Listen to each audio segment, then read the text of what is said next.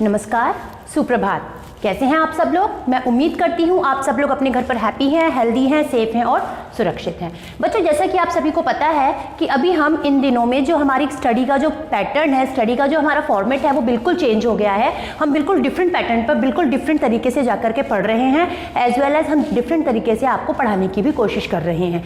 बच्चों, आज की क्लास का जो हमारा टॉपिक है वो है विराम चिन्ह। क्या है? विराम चिन्ह। विराम चिन्ह, विराम। विराम का अर्थ क्या होता है मेरे प्यारे बच्चों? विराम का अर्थ होता है रुकना। अब देखिए, आप इसको किस तरीके से समझ सकते हैं। मान लीजिए मैं आपसे या आपके घर में कोई भी जो है लगातार किसी बात को बोले ही जा रहा है, बोले ही जा रहा है, बोले ही जा रहा है, बोले ही जा रहा है, या मैं आपको कोई भी चीज़ जब समझा रही हूँ तो मैं लगातार आपको समझाए चली जा रही हूँ, या आप कोई सेंटेंस पढ़ रहे हैं उसमें गाय हमारी माता है, मुझे कुछ नहीं करना है, मेरी माता ने एक गाय को पाला था, मेरी गाय बहुत ज़्यादा दूध देती है, मेरी गाय का एक बछड़ा है। अगर आप इन सब सेंटेंस को लगातार without any stoppage, without any किसी भी तरीके की स्टॉपेज की आप लगातार बोलते चले जाएंगे तो ना तो सुनने वाले को समझ में आएगा और ना ही आप अपनी बात को अच्छी तरीके से अभिव्यक्त कर पाएंगे। बातचीत का एक सबसे अच्छा और एक सबसे सरल और एक सबसे उत्कृष्ट तरीका ये होता है कि जब भी कभी आप अपनी बात दूसरों को समझाने की कोशिश कर रहे हैं तो उसे वो बात लगभग से लगभग 70 से 80% समझ में आनी चाहिए। बच्चों, आज की क्लास में हम यही डिस्कस करने जा रहे हैं कि आखिर ये विराम चिन्ह क्या होते हैं और इन विराम चिन्हों का जो है हमारी हिंदी भाषा में क्या महत्व होता है। विराम चिन्ह, विराम। विराम का अर्थ होता है रुकना। रुकना से तात्पर्य है कि जब भी कभी हम वाक्य को लिखते हैं या यूं कह ले लिखित भाषा में जो है वाक्यों को लिखते समय जब हम समय समय पर भाव भंगिमाओं को बदल बदल कर या यूं कह ले कि जगह जगह पर हम जब स्टॉपेज यूज करते हैं, स्टॉपेजेस यानी कि जब हम अपनी भाव भंगिमाओं यानी कि एक्सप्रेशंस को एक्सप्रेस करने के लिए जब हम टाइम टू टाइम बीच बीच में रुकते हैं तो वहां पर हम जिन चिन्हों का प्रयोग करते हैं उन्हें विराम चिन्ह कहते हैं। यानी कि लिखित भाषा में वाक्यों को लिखते समय जब कुछ भाव भंगिमाओं यानी कि एक्सप्रेशंस की बात की जा रही है, एक्सप्रेशंस के लिए जब बीच बीच में रुकना पड़ता है तो वहां पर जिन चिन्हों का प्रयोग किया जाता है उन चिन्हों को हम विराम चिन्ह कहते हैं। विराम चिन्ह, विराम का अर्थ होता है रुकना। हिंदी भाषा में विराम चिन्हों का ना तो क्रिया पर कोई फर्क पड़ता है, ना काल पर कोई फर्क पड़ता है, ना लिंग पर कोई फर्क पड़ता है, ना वचन पर कोई फर्क पड़ता है। यानी हिंदी भाषा में विराम चिन्हों का क्रिया, काल, लिंग, वचन आदि इनमें से किसी पर कोई प्रभाव नहीं पड़ता है। लिंग और वचन और कारक और काल इन सब पर किसी तरीके का कोई प्रभाव ना पड़ के सिर्फ और सिर्फ जो वाक्य है उसकी जो भाव भंगिमाएं हैं, उसका जो एक्सप्रेशन है, उसको जो समझाने का तरीका है उस पर फर्क पड़ता है। मेरे प्यारे बच्चों, एक बार हम ये तीन जो लाइंस मैंने लिखी हैं इनको दोबारा से समझने की कोशिश करते हैं कि विराम चिन्ह वो चिन्ह होते हैं जो वाक्य में समय समय पर रुकने के लिए लगाए जाते हैं। रुकना का क्या अर्थ है? रुकना का अर्थ है भाव भंगिमाओं को, वाक्य की एक्सप्रेशंस को कभी भी किसी भी तरीके से दूसरों तक जब बहुत अच्छे तरीके से पहुंचाना हो तो वो without any error, without any fail दूसरे व्यक्ति तक पहुंचाया जा सके। यानी विराम का अर्थ होता है रुकना। जब लिखित भाषा में वाक्यों को लिखते समय समय समय पर कुछ भाव भंगिमाओं के लिए रुकना पड़ता है तो विराम चिन्हों का प्रयोग किया जाता है। भाव भंगिमाएं यानी कि एक्सप्रेशंस। अब वो एक्सप्रेशंस जो है वो पूर्ण रूप से रुकने के लिए हो सकता है, वो एक्सप्रेशंस क्वेश्चन का एक्सप्रेशन हो सकता है।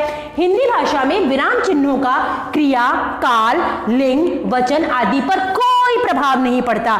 यानी कि लिंग, वचन, क्रिया, काल इन पर कोई भी प्रभाव नहीं पड़ता है। ये वाक्य जो होते हैं ये सिर्फ और सिर्फ इनके उतार चढ़ाव के आधार पर लिखे और किए जाते हैं। हिंदी के जो विराम चिन्ह होते हैं मेरे प्यारे बच्चों वो निम्नलिखित है। पहला है पूर्ण विराम, दूसरा है अर्धविराम, तीसरा है अल्प विराम, चौथा है प्रश्नवाचक, पांचवा है विस्मयादिबोधक, छठा योजक, सातवां निर्देशक, आठवां विवरण चिन्ह, नवां उद्धरण चिन्ह, 10वां कोष्ठक, 11वां हंसपद चिन्ह, 13वां जो है वो लाघव या संक्षेप, 11वां जो है वो हंसपद चिन्ह और 12वां जो है वो लाघव या संक्षेप सूचक चिन्ह। पूर्ण विराम। अब बच्चों पूर्ण विराम क्या होता है? पूर्ण विराम यानी कि जब भी कभी वाक्य को लिखते समय लग रहा है कि अब वाक्य जो है वो पूर्ण रूप से खत्म हो चुका है, पूर्ण रूप से वो वाक्य अब समाप्त हो चुका है, समझने वाले को उस वाक्य का मतलब अच्छी तरीके से समझ में आ चुका है, तो वो पूर्ण विराम के साथ समाप्त कर दिया जाता है। यानी कि वाक्य को पूर्ण विराम के साथ में पूर्ण रूप से समाप्त करने का संकेत पूर्ण विराम के द्वारा दिया जाता है। उसके बाद आता है अर्धविराम। अर्धविराम का चिन्ह जो है वो तब लगाया जाता है जब पूर्ण वाक्य पूर्ण विराम की तुलना में अर्धविराम यानी कि पूर्ण विराम मतलब वाक्य खत्म हो गया, अर्धविराम तब लगाया जाता है जब वाक्य ना तो पूरा खत्म हुआ है और ना आधा खत्म हुआ है। वक्ता को बोलने के लिए बीच में थोड़ा सा पॉज यानी कि वाक्य में जब थोड़ा सा पॉज देना हो तो उस समय पर अर्धविराम का प्रयोग किया जाता है। अल्पविराम, अल्पविराम का प्रयोग एक जैसी संज्ञा सूचक शब्द, जैसे मान लीजिए अगर हम फलों के नाम ले रहे हैं तो आम, केला, सेब, तरबूज, ये सब के बीच में थोड़ा थोड़ा रुकना होता है, तो वहां पर अल्पविराम। मान लीजिए हम कुछ लोगों के नाम ले रहे हैं, रमेश, दिनेश, सुरेश और महेश, तो यहां पर क्या हुआ, यहां पर भी अल्पविराम यानी कि उन सभी के नामों के बीच में हम थोड़ा थोड़ा करके रुक रहे हैं, यानी कि हम उनसे उनके जो नाम हैं उनके बीच में थोड़ा थोड़ा रुककर थोड़ा थोड़ा पॉज दे रहे हैं। उसके बाद प्रश्नवाचक चिन्ह। प्रश्नवाचक चिन्ह वो चिन्ह होते हैं मेरे प्यारे बच्चों जिसके अंतर्गत जब एक श्रोता जो है उससे प्रश्न किया जा रहा है या वक्ता कोई प्रश्न कर रहा है। मैं अगर आपसे कोई क्वेश्चन करूंगी, बेटा आपका नाम क्या है, आप किस विद्यालय में पढ़ते हैं, तो वहां पर मैं पूर्ण विराम नहीं लगाऊंगी, वहां पर मैं कौन सा चिन्ह लगाऊंगी, मैं वहां पर विराम चिन्ह लगाऊंगी, प्रश्नवाचक चिन्ह। और जब आपने अपना नाम का उत्तर मुझे दिया कि मेरा नाम रमेश है, मेरा नाम चिराग है, मेरा नाम वैष्णवी है, तो आपने वहां पर जो वाक्य पूरा किया तो आपने वहां पूर्ण विराम लगाया। यानी जब मैंने आपसे प्रश्न किया तो मैंने प्रश्नवाचक चिन्ह का प्रयोग किया, और जब आपने मुझे उत्तर दिया तो आपने अपने उत्तर को पूर्ण विराम के साथ में कंप्लीट किया। इसके बाद आती है बात विस्मयादि बोधक चिन्ह। विस्मयादि बोधक चिन्ह क्या होते हैं? विस्मयादि बोधक चिन्ह वो चिन्ह होते हैं मेरे प्यारे बच्चों जिन चिन्हों को, भाव भंगिमाओं को, एक्सप्रेशंस को, अच्छा, बुरा, दुख, शोक, हर्ष, हाय ये क्या हो गया, हे भगवान कैसी बुरी परिस्थिति आ चुकी है, हे मेरे भगवान आगे ना जाने क्या होगा, इन सारे के सारे ये हे, हरे, ओह, आह, हे राम, छी, इस तरीके के जो एक्सप्रेशंस हैं उनको सबको एक्सप्रेस करने के लिए विस्मयादि बोधक चिन्हों का प्रयोग किया जाता है। इसके बाद आती है बात योजक या विभाजक चिन्हों की। योजक यानी कि दो शब्दों के बीच में और का लोप हो रहा हो, या दो शब्दों के बीच में कनेक्टिविटी हो, या दो शब्दों के बीच में विपरीतार्थक अर्थ हो, वहां पर योजक या विभाजक चिन्ह यानी कि ये पूरा का पूरा जो शब्द है उन दो शब्दों को बीच में डिफाइन करते हैं, उन दो शब्दों को बीच में डिवाइड करते हैं। निर्देशक चिन्ह। निर्देशक चिन्ह का मतलब अगर आप मान लीजिए किसी को कोई निर्देश दे रहे हैं, किसी को किसी चीज के बारे में बता रहे हैं, तो योजक चिन्ह में और निर्देशक चिन्ह में एक फर्क होता है। योजक चिन्ह की तुलना में निर्देशक चिन्ह जो है वो थोड़ा सा बड़ा होता है। योजक चिन्ह की जो रेखा है वो निर्देशक चिन्ह की तुलना में थोड़ी छोटी होती है। विवरण चिन्ह, जब आपने कभी किसी टॉपिक के बारे में एक्सप्लेन करना है, जैसे मान लीजिए आपने दिवाली के निबंध को एक्सप्लेन करना है, आपको कोई और क्वेश्चन का आंसर एक्सप्लेन करना है, तो वहां पर आप जो ये दो डॉट्स के साथ में एक चिन्ह, एक लाइन लगाएंगे, ये लाइन कहलाती है विवरण चिन्ह। यानी यहां पर आप अपनी कही हुई बात को फुली एक्सप्रेस कर रहे हो।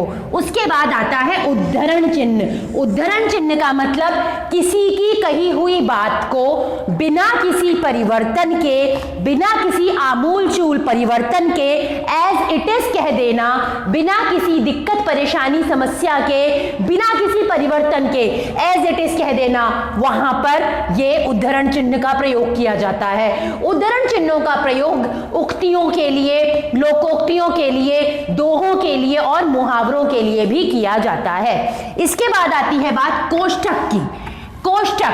कोष्ठक का मतलब होता है जब भी कभी वाक्य में किसी भी क्लिष्ट शब्द का आसान अर्थ लिखना होता है तो वो उस कोष्ठक में लिखा जाता है। यानी कि कोष्ठक जो है वो पर्टिकुलर डिफिकल्ट वर्ड का, पर्टिकुलर हार्ड वर्ड का आंसर जो है वो प्रॉपर तरीके से व्यक्ति को समझ में आए, वो वाक्य का वो शब्द जो है वो व्यक्ति को आसानी से समझ में आए, इसके लिए कोष्ठक का प्रयोग किया जाता है। कोष्ठक में उस शब्द का सरलार्थ लिख दिया जाता है। हंसपद चिन्ह। हंसपद चिन्ह में जब भी कभी वाक्य में लिखते समय कहीं कोई त्रुटि हो जाती है तो उस त्रुटि को सुधारने के लिए उन दो शब्दों के बीच में, वहां पर दो शब्दों के बीच में जहां वो वाक्य छूट गया है, जहां वो शब्द छूट गया है, वहां पर हंसपद चिन्ह को लगाकर उस शब्द को वहां पर लिखने की कोशिश की जाती है और समझाने की कोशिश करके त्रुटि को, गलती को सुधारा जाता है। इसके बाद आता है लाघव या संक्षेप सूचक चिन्ह, जिसे हम 0 से डिनोट करते हैं। ये चिन्ह जो है उपाधियों के आगे, मंत्री पदों के आगे और बहुत सारी चीजों को संक्षिप्त करके लिखने में, जैसे पंडित, प्रधानमंत्री, राष्ट्रपति, इसी प्रकार से बहुत सारी डिग्रीज जैसे MA, BA, इन सब के आगे लगाया जाता है और आसानी से इन सब को लिखने की कोशिश की जाती है, क्योंकि कई बार हिंदी में लगातार बार बार अंग्रेजी युक्त शब्दों को लिखने पर कोई समस्या ना हो जाए, इसके लिए यह कार्य किया जाता है। बच्चों देखिए, मैंने अभी आपको आज की क्लास में जो ये टॉपिक एक्सप्लेन किया है, ये मैं एक बार आपको दोबारा से एक्सप्लेन करती हूँ। विराम का अर्थ होता है रुकना। लिखित भाषा में जब हम वाक्यों को लिखते हैं तो समय समय पर कुछ भाव भंगिमाओं को, कुछ एक्सप्रेशंस के लिए हमें रुकना पड़ता है, वहां विराम चिन्हों का प्रयोग होता है। हिंदी में विराम चिन्हों का क्रिया, काल, लिंग, वचन आदि पर कोई प्रभाव नहीं पड़ता है, यानी ये विराम चिन्ह वाक्य की भाव भंगिमाओं को, एक्सप्रेशंस को इंडिकेट करते हैं। हिंदी के जो विराम चिन्ह है वो ये है, पहला पूर्ण विराम, जब वाक्य पूर्ण रूप से खत्म हो जाता है तब लगाया जाता है। अर्ध विराम, जब वक्ता को वाक्य में पहले पूर्ण खत्म होने की जगह थोड़ा सा कम समय के लिए रुकना होता है। अल्प विराम, प्रश्नवाचक चिन्ह जब वाक्य में क्वेश्चंस होते हैं। विस्मयादक बोधक चिन्ह जब वाक्य में डिफरेंट तरीके के उतार चढ़ाव आ रहे हैं, अलग अलग तरीके के एक्सप्रेशंस हो। योजक चिन्ह, निर्देशक चिन्ह, विवरण चिन्ह, उद्धरण चिन्ह, कोष्ठक चिन्ह, हंसपद चिन्ह, लाघव या संक्षेप सूचक चिन्ह। बच्चों ये कुछ चिन्ह है विराम चिन्ह जिनको मैंने भी आपको एक्सप्लेन किया, और विराम चिन्हों का कहाँ प्रयोग होता है और कितना प्रयोग होता है इसके बारे में भी मैंने आपको बताया। बच्चों मैं उम्मीद करती हूँ मेरे द्वारा दी गई जानकारी से आप सब संतुष्ट होंगे और ये वीडियो भी आपके लिए मेरे पहले के बनाए हुए वीडियोस की तरह ही लाभकारी होगा। तो बच्चों सिर्फ इसी उम्मीद के साथ कि जल्दी ही स्कूल खुलेंगे और जल्दी ही हम सब मिलेंगे, तब तक के लिए अपने घर पर रहिए, सेफ रहिए, सुरक्षित रहिए। Thank you and have a nice day. Thank you मेरे प्यारे बच्चों।